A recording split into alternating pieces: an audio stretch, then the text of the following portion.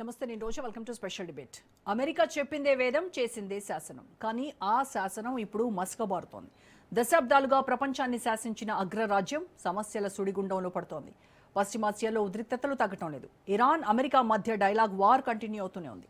అందుకే middle east యుద్ధాన్ని అడ్డం పెట్టుకుని అమెరికాతో ఢీ అంటే ఢీ అంటున్నాయి అగ్రరాజ్యాలు చైనా, రష్యా. ట్రంప్ ప్రభుత్వంతో ప్రచ్ఛన్న యుద్ధానికి దిగుతున్నాయి. కొద్ది రోజులుగా అమెరికా అధ్యక్షుడి తీరు వివాదాస్పదమవుతోంది. చివరకు నాటో నేతలు కూడా ఆయన మాట వినటం లేదు. అందుకే ఇదే సరైన సమయం అని భావిస్తున్నాయి చైనా, రష్యా.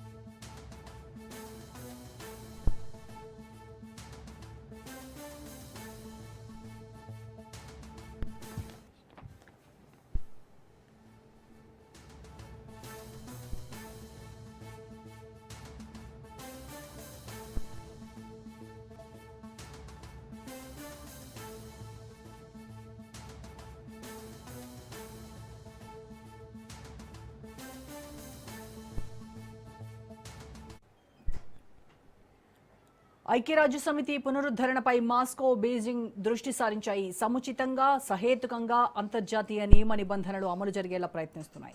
చైనా, రష్యా కలిసి పనిచేయాలని జిన్పింగ్ పిలుపునిచ్చారు. బ్రిక్స్, షాంఘై సహకార సంస్థ వంటి వాటిలో పరస్పరం సహకరించుకోవాలని చైనా ప్రెసిడెంట్ అభిప్రాయపడ్డారు. ట్రంప్ దూకుడుగా, ఏకపక్షంగా వ్యవహరిస్తున్నారని జిన్పింగ్ మండిపడ్డారు.